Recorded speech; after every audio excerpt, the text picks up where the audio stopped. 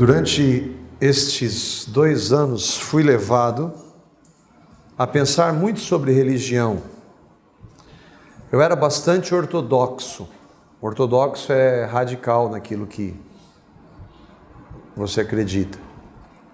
Mas gradualmente fui percebendo que o Antigo Testamento, a partir da sua história manifestamente falsa do mundo, com a Torre de Babel, do arco-íris como sinal, etc.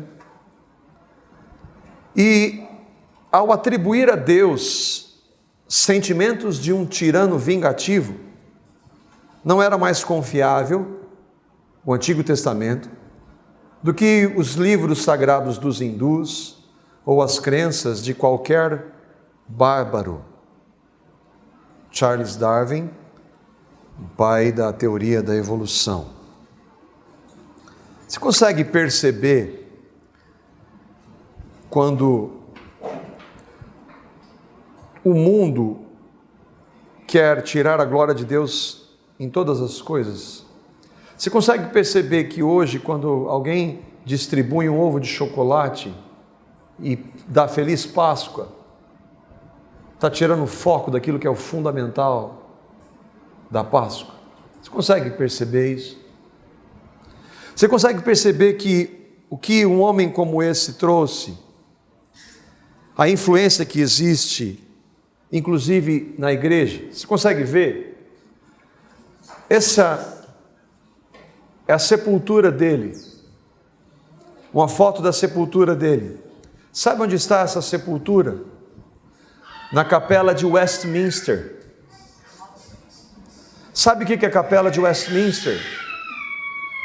Na época da Reforma Protestante, quando Deus levantou homens para ir contra o que estava acontecendo na igreja, as heresias e os ensinos, Ele levantou um grupo de homens chamados reformadores. E um grupo de homens se reuniu nesse lugar, na abadia de Westminster, em Londres, para nós voltarmos a palavra, para a igreja voltar a palavra. Isso há 500 anos. E hoje, o que a igreja, ou há 150 anos, o que fizeram, colocaram a sepultura desse homem dentro. Você consegue ver a mensagem por trás? Você sabe o que é isso daí? Isso é um estacionamento de carro. Sabe o que está escrito aqui? Na vaga de um estacionamento está enterrado John Knox, um homem desses da Reforma, um homem de Deus, no estacionamento na Escócia, uma igreja. Você consegue ver isso, não? A mensagem por trás disso? Você consegue perceber isso?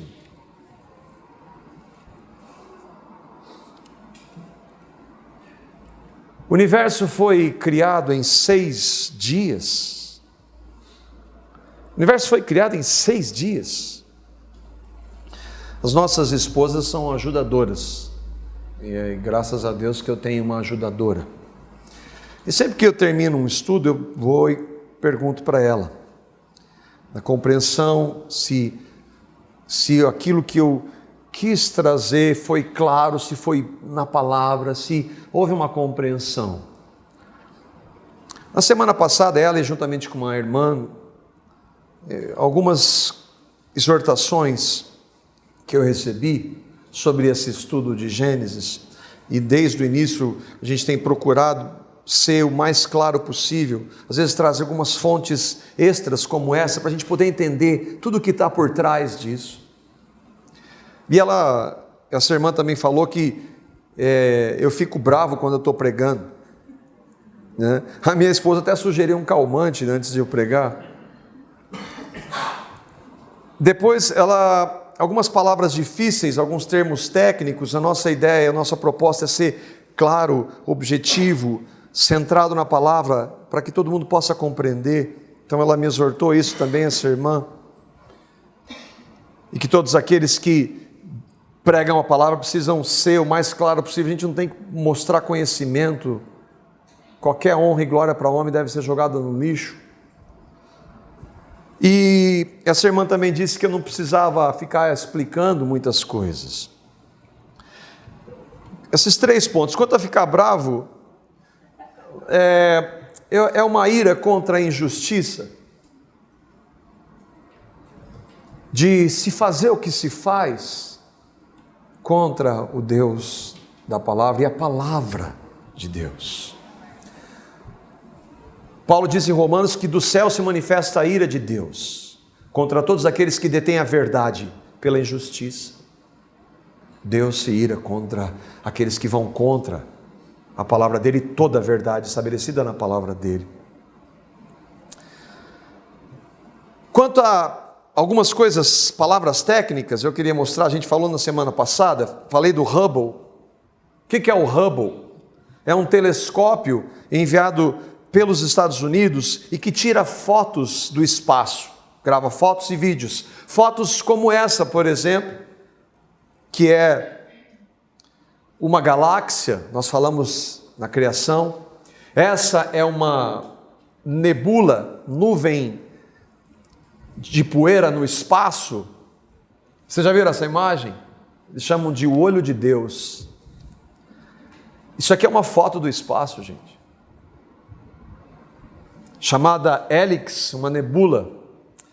E esse aqui é um planeta, o Júpiter. O Hubble, então, explicando o que é, que eu mostrei na semana passada, é um satélite que faz fotos do espaço. A irmã falou também do exegeta, que eu citei, John MacArthur, e que muitos professores de teologia, pastores e exegetas distorcem a Bíblia. O que é exegeta? Uma exegese é um estudo detalhado do texto.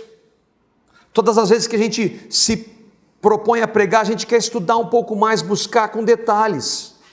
E é então a gente procura utilizar uma ferramenta para poder ir mais a fundo no texto e trazer aquele mais rico o texto. Não que nós vamos conseguir isso, mas nós buscamos às vezes uma palavra que não foi traduzida, a gente traz sinônimos. Então exegese é isso.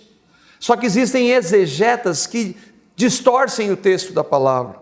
Era isso que aquele irmão John MacArthur falou. Todas as vezes que nós procuramos mais informações de um versículo, não fora da palavra, a gente quer poder então estudar mais a fundo e trazer. Para nós é muito importante, para aqueles que estão ouvindo também. E a gente tem procurado ser claro, contextualizando. E a palavra diz para aquele que ensina, que haja dedicação. Romanos capítulo 12, versículo 7, Paulo diz, ele fala de alguns dons, do evangelista, dos pastores, dos mestres, aquele que ensina, que haja dedicação. Hoje é tão importante porque muitos hoje chegam e nem sequer abrem a palavra e dizem assim, o Espírito vai me falar agora. E normalmente quando o Espírito vai falar agora, sem eu ter preparado, só sai baboseira.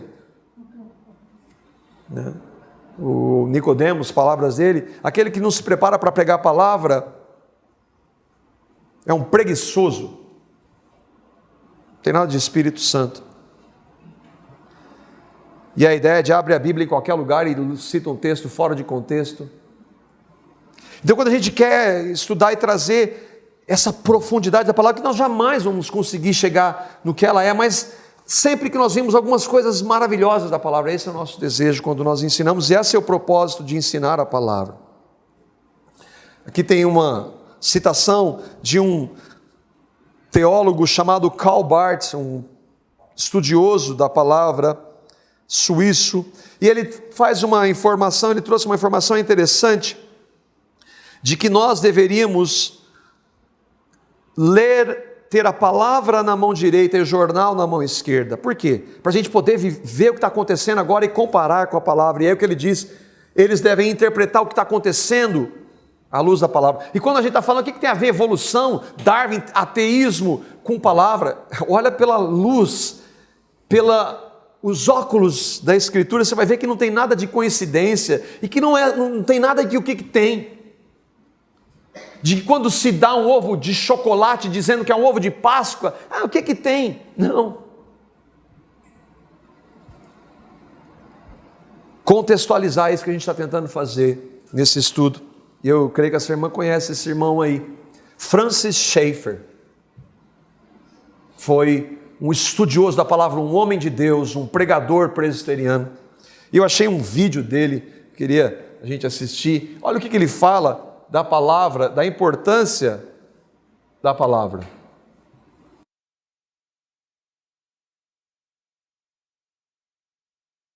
The hallmark of our generation, in contrast to the previous generations, is that this generation does not believe that truth exists in any form. All is relativistic. There is no such thing as truth as truth. The issue is clear. Is the Bible true truth and infallible wherever it speaks, including where it speaks of history and the cosmos, or is it only in some sense revelational where it touches religious subjects? God made the whole man, and the whole man is redeemed in Jesus Christ. And the lordship of Christ covers the whole of life.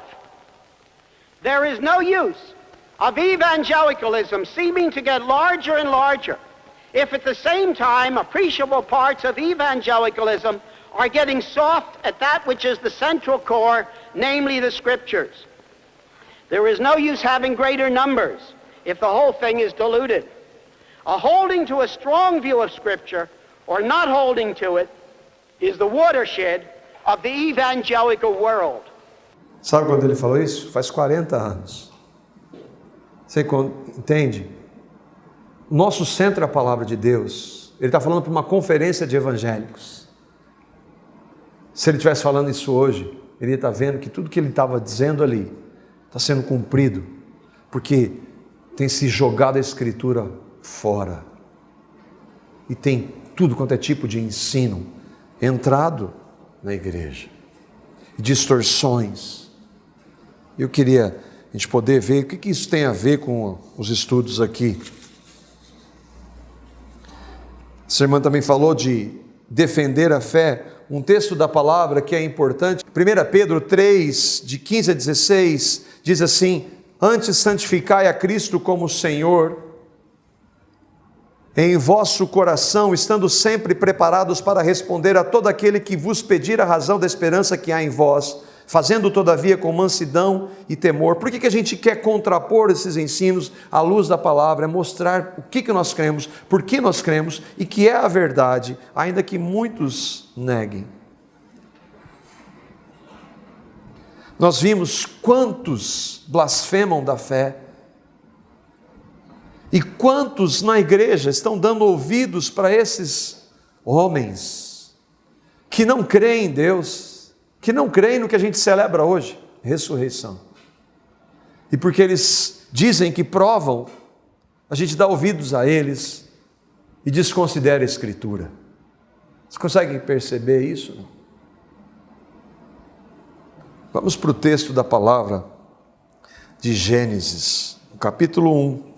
Nós vamos ler do versículo 1, é uma leitura longa, até o versículo 31. E depois nós já andamos no versículo 1, no princípio criou Deus os céus e a terra. E hoje a gente vai andar um pouquinho mais, e aí eu espero que você compreenda o que a gente está tentando mostrar com essa introdução. Vamos ler juntos esse texto, eu vou projetá-los aqui. No princípio Deus criou os céus e a terra. Era a terra sem forma e vazia, e trevas cobriam a face do abismo, e o Espírito de Deus se movia sobre a face das águas. Disse Deus: haja luz, e houve luz. Deus viu que a luz era boa e separou a luz das trevas. Deus chamou a luz dia, e as trevas chamou noite. Passaram-se a tarde e a manhã. Esse foi o primeiro dia. Depois disse Deus: haja entre as águas um firmamento que separa as águas das águas. Então Deus fez o firmamento, que é o céu, e separou as águas que estavam embaixo do firmamento das que estavam por cima. E assim foi.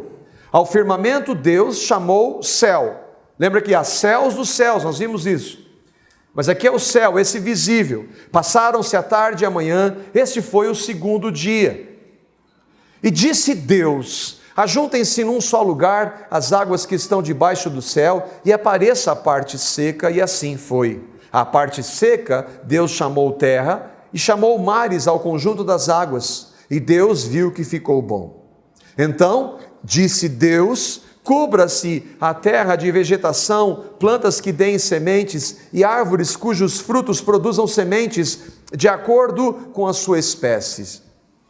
E assim foi. A terra fez brotar a vegetação, plantas que dão sementes de acordo com as suas espécies, e árvores cujos frutos produzem sementes de acordo com as suas espécies. E Deus viu que ficou bom. Passaram-se a tarde e a manhã, este foi o terceiro dia. Disse Deus: haja luminares no firmamento do céu para separar o dia da noite. Sirvam eles de sinais para marcar estações, dias e anos, e sirvam de luminares no firmamento do céu para iluminar a terra. E assim foi. Deus fez os dois grandes luminares, o maior para governar o dia e o menor para governar a noite. Fez também as estrelas. Deus os colocou no firmamento do céu para iluminar a terra, governar o dia e a noite e separar a luz das trevas. E Deus viu que ficou bom. Passaram-se a tarde e a manhã, este foi o quarto dia. Disse também Deus: encham-se as águas dos seres vivos, e sobre a terra voem aves sobre o firmamento do céu. Assim Deus criou os grandes animais aquáticos e os demais seres vivos que povoam as águas, de acordo com as suas espécies. E todas as aves, de acordo com as suas espécies. E Deus viu que ficou bom. Então Deus os abençoou, dizendo: sejam férteis e multipliquem-se, encham as águas dos mares e multipliquem-se as aves na terra. Passaram-se a tarde e a manhã, esse foi o quinto dia. E disse Deus: produz a terra seres vivos de acordo com as suas espécies, rebanhos domésticos, animais selvagens e os demais seres vivos da terra, cada um de acordo com a sua espécie. E assim foi. Deus fez os animais selvagens de acordo com as suas espécies, os rebanhos domésticos de acordo com as suas espécies e os demais seres vivos da terra de acordo com as suas espécies. E Deus viu que ficou bom. Então disse Deus: façamos o homem à nossa imagem, conforme a nossa semelhança. Domine ele sobre os peixes do mar, sobre as aves do céu, sobre os animais grandes de toda a terra e sobre todos os pequenos animais que se movem rente ao chão. Criou Deus o homem à sua imagem, a imagem de Deus o criou, homem e mulher os criou. Deus os abençoou e lhes disse: sejam férteis, multipliquem-se, encham e subjuguem a terra. Dominem sobre os peixes do mar, sobre as aves do céu e sobre todos os animais que se movem pela terra. Disse Deus: eis que lhes dou todas as plantas que nascem em toda a terra e produzem sementes, e todas as árvores que dão frutos com sementes. Elas servirão de alimento para vocês. Eu dou todos os vegetais como alimento a tudo o que tem em si fôlego de vida, a todos os grandes animais da terra, a todas as aves do céu e a todas as criaturas que se movem rente ao chão. E assim foi. E Deus viu tudo o que havia feito, e tudo havia ficado muito bom. Passaram-se a tarde e a manhã. Este foi o sexto dia. São 11. Deus disse. Deus disse. É palavra de Deus. Deus disse. É Deus fazendo pela sua palavra, e ninguém pode ir contra o que Deus disse. Deus disse. Palavra de Deus. Qual o crédito que nós damos à palavra de Deus quando nós optamos por ouvir aquele estudioso da palavra, aquele PhD, que prova que o que Deus disse não é verdade? Ele prova que o que Deus disse não é verdade. O que esse texto está dizendo?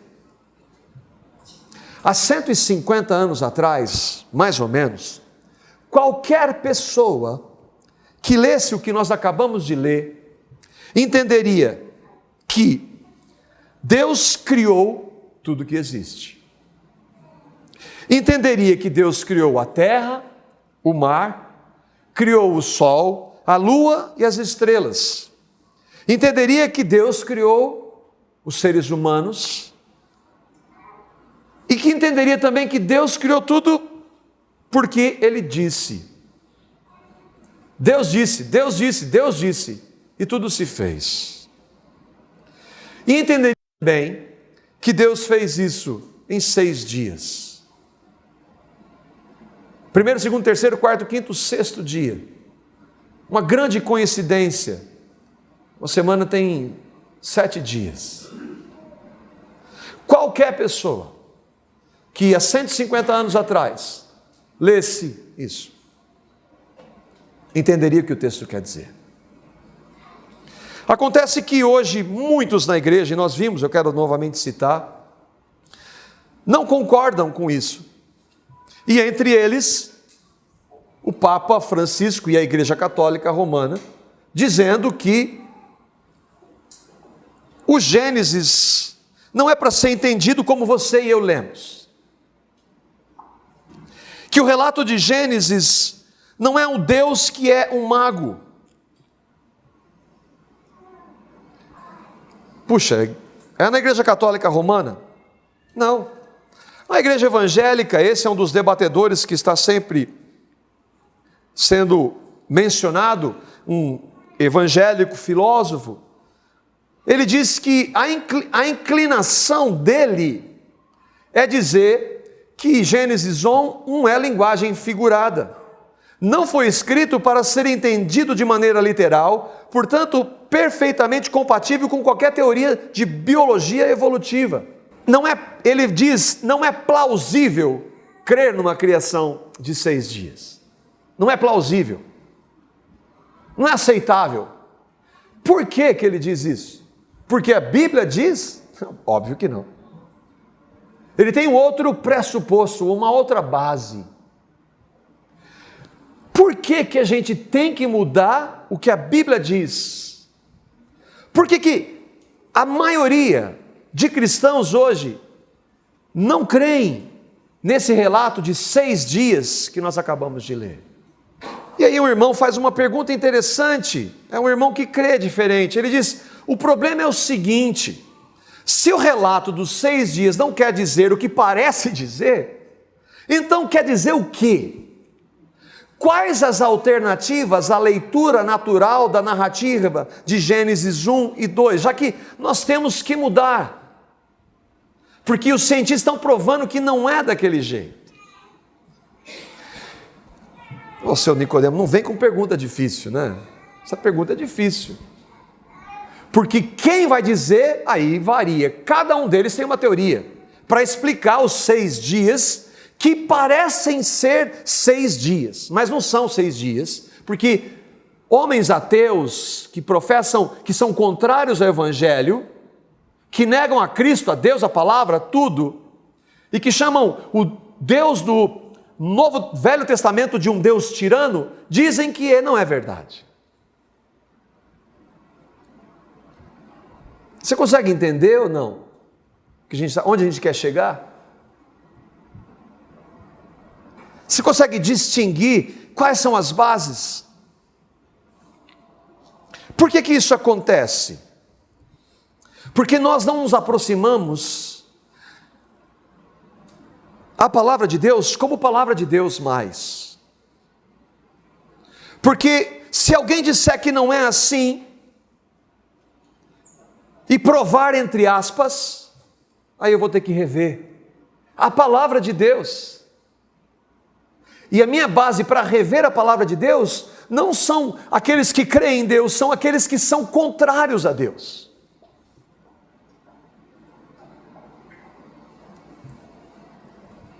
Como é que a gente pode se aproximar da Escritura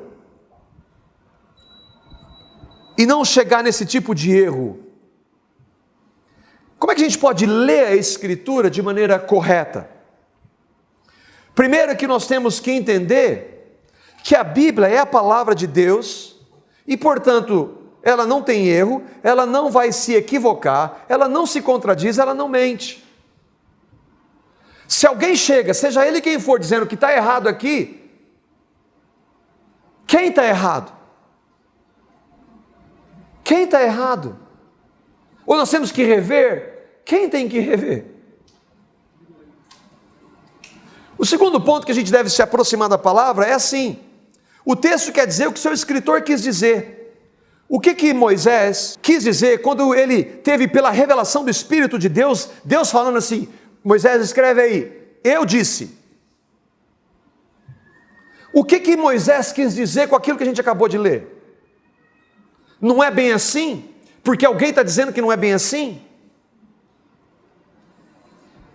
Ou será que se nós pegarmos outros textos da palavra, vários outros textos vão mostrar que não é assim, então nossa aproximação da Escritura está errada? Ou será que vários outros textos, inclusive no Novo Testamento, vão corroborar com o que está escrito aqui nesse relato? Esse é um princípio de que nós temos que ler a Bíblia. A Bíblia interpreta a Bíblia. Eu tenho dúvida num ponto, então vou buscar em outros textos. Incrível, por incrível que pareça, que coincidência, outros textos vão corroborar com esse texto de que é um relato literal. Quando a gente se aproxima da palavra, a gente tem que entender assim, o sentido natural, literal, deve ser o preferido ao figurado. Porque assim, olha, Deus, nós lemos aqui 6 dias, primeiro, segundo, terceiro, quarto, quinto, sexto dia. Aí chega alguém que interpreta, não é natural. Deus não é um mago para fazer desse jeito aí. Não, o texto é literal. É desse jeito que eu li e eu entendi. Esse é um princípio de estudo da palavra. Sabe por que é um princípio de estudo? Porque qualquer pessoa que lê a palavra pode entendê-la. Se não for assim, você precisa do clero. Que coincidência! Você precisa do clero, da liderança, dos pastores, dos apóstolos que interpretam o texto para você, porque você não tem a capacidade. O Espírito Santo que habita em você. E outra, Deus escreveu algo para você não entender. Você entendeu? Ah, é assim. Não, Ele escreveu algo para você não entender. Daí você precisa de alguém para explicar. E esse alguém que explica não crê em Deus. Você consegue entender? Porque eles provam. Irmãos, a ciência não prova absolutamente nada que seja contrário ao que Deus, que criou tudo, diz. Só que eu e você gostamos, puxa, PhD, meu irmão Nicodemos, PhD, TNT, DDD. John MacArthur faz uma afirmação. Você sabe por que muitos cristãos chegam na academia e não dizem que creem no relato bíblico de Gênesis? Porque eles amam mais o título do que o texto da palavra. Porque eles têm medo de ser o conceito deles perante os acadêmicos. E o quinto ponto? Que esse não tem cientista nenhum que acredita. Deus intervém de maneira sobrenatural em sua história, a história dele. Quem não crê em Gênesis 1, não crê até Gênesis 11. Não crê em ressurreição. Se Gênesis 1 não é literal, se não é desse jeito, quem vai me dizer? Esses líderes que estão defendendo isso, eles esqueceram de ir para a palavra de Deus como palavra de Deus. Será que não é melhor pensar assim, puxa, se aquele cara disse que não é, mas Deus está dizendo a palavra que é ser, eu acho que aquele cara está errado. Talvez ele esteja errado. A Bíblia foi escrita em uma linguagem, esse é um irmão também fundamentalista, que acredita na literalidade, na linguagem humana e, consequentemente, deve ser interpretada gramaticalmente em primeiro lugar. Então, significa o quê? Que quando eu e você lermos um texto, está bem claro ali, você e eu, é aquilo ali mesmo que Deus quis dizer. Ah, significa que ele não usa linguagem figurada? Ele usa. Jesus é uma porta? Não. Mas isso qualquer pessoa sabe, uma criança sabe, quando ele diz, eu sou a porta, eu sou o caminho. Ele não quer dizer que ele é isso, é uma linguagem figurada. Mas quando não dá uma margem para uma interpretação literal, é daquilo que Deus quis dizer. Significa que o que Deus inspirou que fosse escrito, foi escrito para que nós entendêssemos, é simples assim. Significa também que qualquer pessoa que saiba ler, tenha o mínimo de compreensão, entende. Pode não crer, mas entende. Qual o problema de nós não nos aproximarmos da Escritura dessa forma? Você precisa de alguém para te explicar. Isso, a igreja rompeu com isso há séculos já. Não precisa de ninguém. Eu e você temos o Espírito Santo que habita em nós e que pode nos dirigir. Ah, mas isso não acontece, né? Mas muita gente. Irmão, o que você acha que está acontecendo hoje na igreja? Está acontecendo por quê? Porque o texto não quer dizer isso. Ah, não é assim. Aqui Deus tem uma linguagem espiritual que só os mais elevados entendem.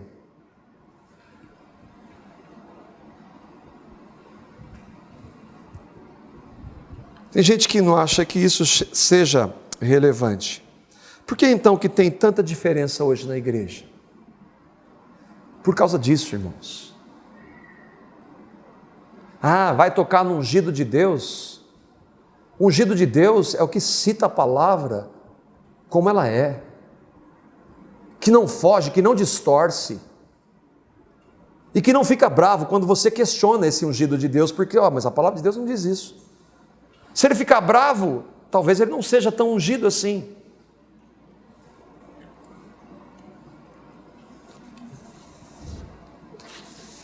O irmão Nicodemos, novamente. A Bíblia é a palavra de Deus.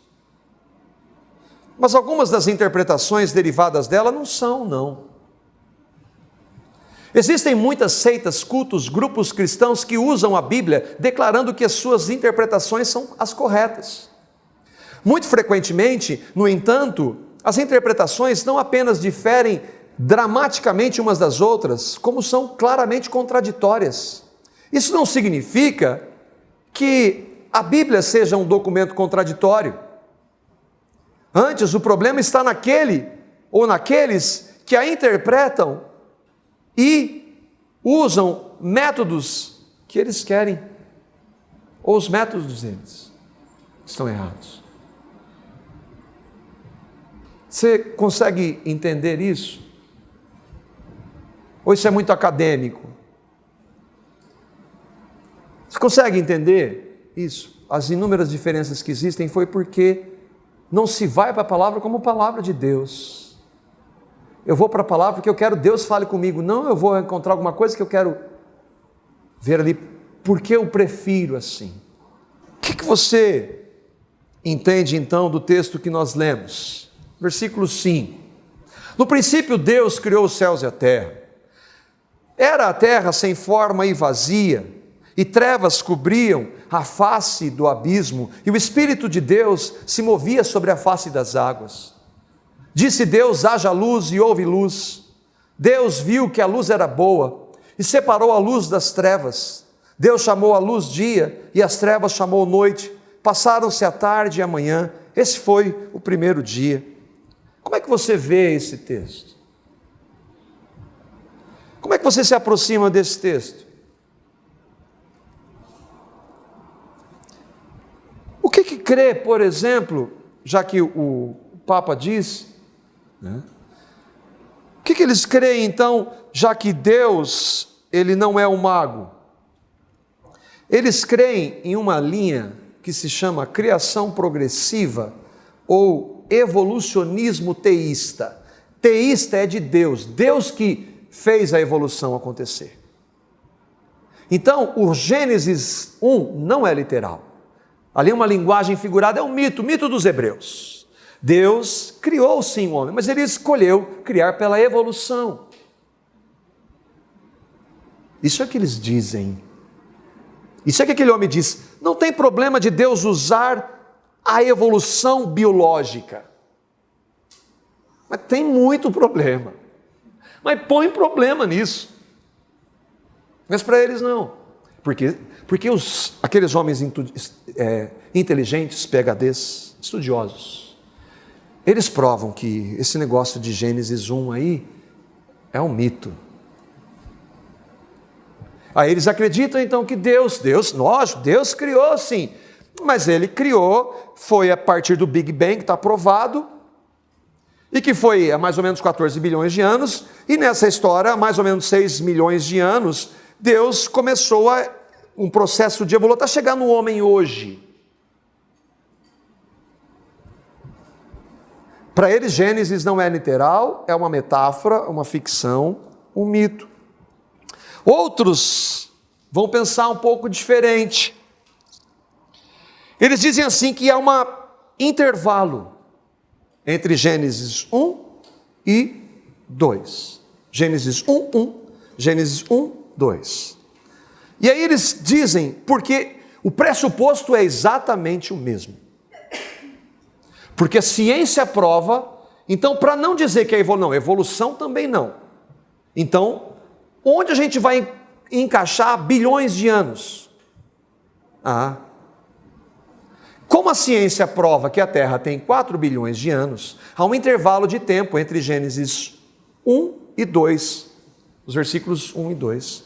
No princípio Deus criou o céu e a terra, ela se tornou sem forma e vazia. E trevas cobriam a face do abismo. O verbo permite essa analogia? Permite. A terra era sem forma e a terra se tornou, permite. Mas o contexto do texto e aqueles princípios não permitem que a gente veja isso aqui. Porque há 150 anos atrás, ninguém via isso aqui. Por que nós começamos a ver? Porque a ciência diz que tem. Então alguém trouxe isso, e aí, puxa, é verdade. Então eu não preciso negar a ciência, e ela se encaixa na palavra. Ela tem, porque se não, entre ciência que prova e a palavra de Deus, a gente tem que dar um jeito de encaixar. Esse tipo de visão aqui não se encaixa no relato bíblico. Eu estava conversando inclusive com o irmão sobre isso, e ele fez a menção de um livro, que eu peguei esse livro emprestado, que é um livro que se chama As Eras Mais Primitivas da Terra. Nós não estamos falando aqui, entenda, eu conversava com o Vinícius no nosso estudo nas casas quinta-feira. Não estou falando, questionando a experiência de quem quer que seja, novo nascimento, uma vida com Cristo. Nós estamos buscando onde é a nossa fonte para trazer aquilo que nós defendemos. E aí eu fui ler o texto, e a base para esse que ele escreveu, interessante que esse homem escreveu, sabe quanto? Pouco tempo depois da teoria da evolução começar a ser propagada. E aí no texto do livro dele diz assim, não sei se vai dar para a gente ver, fica claro, eu coloquei esses pontos de interrogação porque para mim não fica claro. Então que o segundo versículo de Gênesis descreve a terra como uma ruína. O segundo versículo de Gênesis descreve a terra como ruína. Você não viu lá? É uma ruína ali. Mas não existe indicação com respeito ao tempo passado entre a criação e essa ruína. Ele está dizendo que houve uma criação antes dessa. Eras após eras podem ter passado, e foi provavelmente no decorrer delas que a camada da crosta terrestre foi gradativamente desenvolvendo-se. Você consegue ver isso? Porque a ciência diz que o acúmulo da crosta mostra que tem bilhões de anos. Mas sabe quando aconteceu isso no dilúvio? Há 4.000 anos. Então ele trouxe um princípio de ciência contrário à palavra para justificar e interpretar o texto. Eu estou indo muito rápido, irmãos? Vocês estão conseguindo entender? Existe espaço para qualquer período de tempo entre o primeiro e o segundo versículo da Bíblia. O ponto de interrogação é meu ali também. O processo todo começou nos tempos pré-adâmicos, em relação talvez contra outra raça de seres, segundo eles, seres espirituais. Ele quer encaixar aqui a queda de Satanás. Outra parte. Visto que os resíduos de fósseis são de criaturas anteriores a Adão, ou seja, havia morte antes de Adão, é um problema isso. E mesmo assim, exibem sinais de doença, morte e destruição moral, essas criaturas devem ter perecido ou pertencido a outro mundo, possuindo uma história manchada pelo pecado, cujo fim foi a ruína dessas e de sua habitação. Ou seja, entrou o pecado antes, entrou pelo diabo, entrou sim, mas o texto não permite que a gente veja tudo isso naquele intervalo. Como é que a gente deve ver, então? Como é que nós poderíamos ver? De acordo com o que nós lemos, o relato de Gênesis é literal e histórico. Êxodo 20:11 é Deus dando os mandamentos. Deus dando os mandamentos. Já se passaram milênios. E Deus diz assim: pois em 6 dias o Senhor fez os céus e a terra, o mar e tudo que neles existe, mas no 7º dia descansou. O que ele está falando aqui? Ele está dando a ordenação do sábado.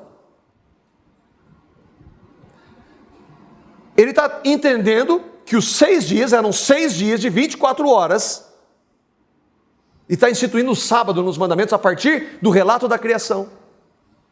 Você consegue entender isso ou não? Como que eles chegaram a essa conclusão? Porque a Bíblia é a palavra de Deus, portanto não erra, não vai se equivocar, não se contradiz, não mente. O texto quer dizer o que o seu escritor quis dizer, ainda que todo mundo queira mostrar o contrário, continua sendo isso mesmo. A Bíblia interpreta a Bíblia. Nós estamos pegando um texto de Êxodo e usando lá de Gênesis 1, dizendo, ele está falando exatamente da mesma coisa, do mesmo tempo, da mesma unidade de tempo, dias. E então, isso, por que ele chegou a essa posição? Porque o sentido natural do texto que eu e você lemos, e que muitos leram há séculos antes, entendiam aquilo lá e nunca questionaram. Porque Deus cria tudo pela palavra dele. Não seria problema dele criar, para mim seria mais fácil para Deus criar tudo em um dia, ele escolheu 6.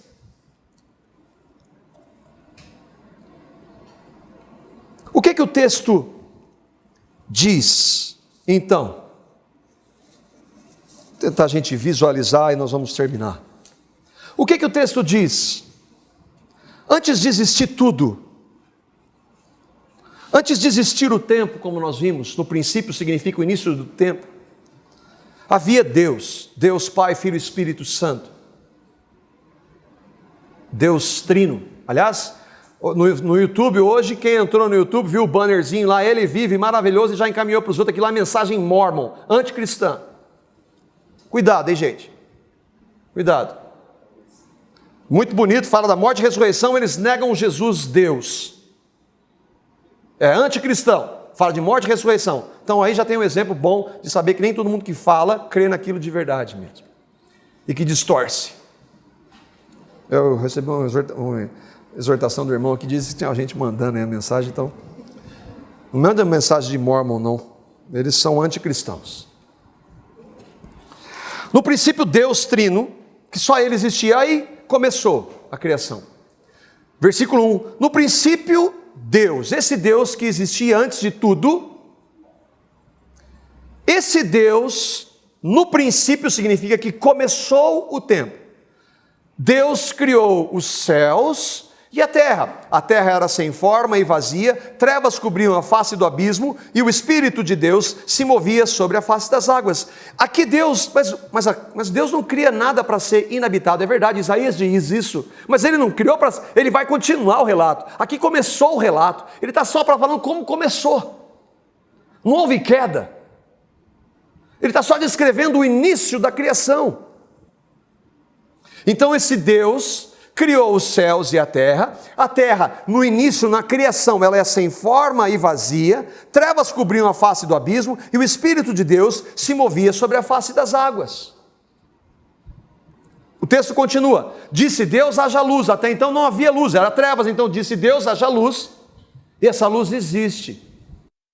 Deus disse: haja luz. Então primeiro ele criou uma forma, ela era sem forma, vazia, trevas cobriam a face do abismo. Sabe o que é o abismo? Esse abismo é aqueles abismos que vão se romper para o dilúvio vir.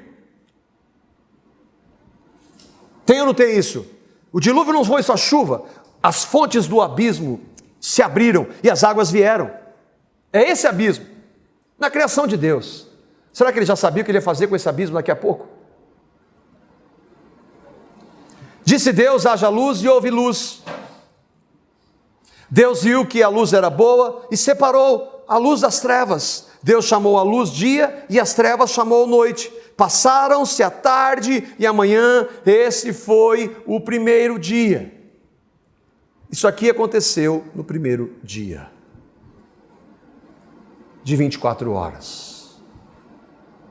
Eu prefiro crer nesse relato literal da palavra de Deus. Deus viu, logo lá no fim, nós vamos passar isso mais para frente nesse texto, 2:1. Deus viu tudo o que havia feito, Deus, e tudo havia ficado muito bom. Passaram-se a tarde e a manhã, esse foi o sexto dia. Assim foram criados ou concluídos os céus e a terra e tudo que neles há. Lembra que ele falou de firmamento e dos céus. Tudo que neles há, nos céus, são seres espirituais. E tudo havia ficado muito bom. Onde encaixa queda antes disso? Não encaixa, porque não tem. Não tem. Houve queda? Claro que houve. Nós vamos estudar e vamos ver. Quando aconteceu, nós não sabemos. O que nós sabemos é que não acontece nesse período. O que a gente pode concluir? O que isso tem a ver, né? Para que falar disso? Se o relato da criação não é literal, podemos dizer que o relato da queda do homem em Gênesis 3, que vem logo na sequência, também não é literal? Afinal, Adão existiu ou não?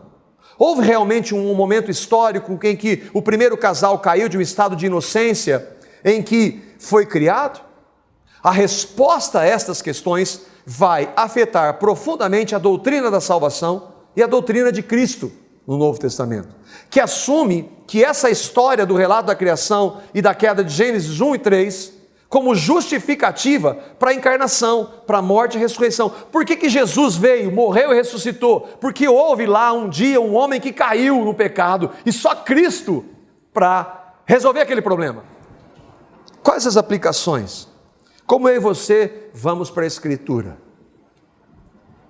Como eu e você vamos para a Escritura? Nós vamos começar, os irmãos, aqui nós fizemos com os irmãos do ministério, princípios de estudo da palavra. Não tem nada a ver com técnica e com teologia. É princípio que a própria palavra de Deus traz, para nós nos aproximarmos e evitarmos esses erros. E nós vamos começar a estudar entre nós, nas casas, a partir daqui 2 meses, se Deus quiser. Princípios de estudo da palavra. Como nós nos aproximamos da Escritura para não incorrermos em erros como esses. E o outro ponto, né? Aplicação. Houve uma queda nesse momento aqui, em Gênesis 3. E hoje nós celebramos aquele que veio para pagar pelo nosso pecado, que entrou por meio de Adão, pela morte, pelo pecado entrou a morte, e a morte passou a todos nós, por isso que nós morremos. Mas Deus veio em Cristo para nos libertar, nos dar uma nova vida. É o texto da palavra que diz isso. O Cristo que veio, morreu e ressuscitou. O relato da morte e ressurreição de Cristo é tão literal quanto o relato da criação de Deus, que Deus disse em Gênesis 1. Nós vamos ter um momento de ceia. Nós vamos lembrar este acontecimento, que historicamente aconteceu há 2000 anos, mas que biblicamente, para nós que cremos, aconteceu antes que tudo esse universo aqui fosse criado. de uma maneira que nós não compreendemos. E se você e eu cremos, nós podemos louvar esse nosso Deus tão grande que nos amou de uma maneira indescritível. Para quem que é a ceia? A ceia é para aqueles que nasceram de novo. A ceia não é para membro da igreja A, B ou C. A ceia é para aqueles que têm uma convicção de que a morte de Cristo foi a nossa morte. De que quando Cristo, ainda que eu não veja, não sinta, Cristo morreu por mim e me fez morrer no corpo santo dele lá na cruz.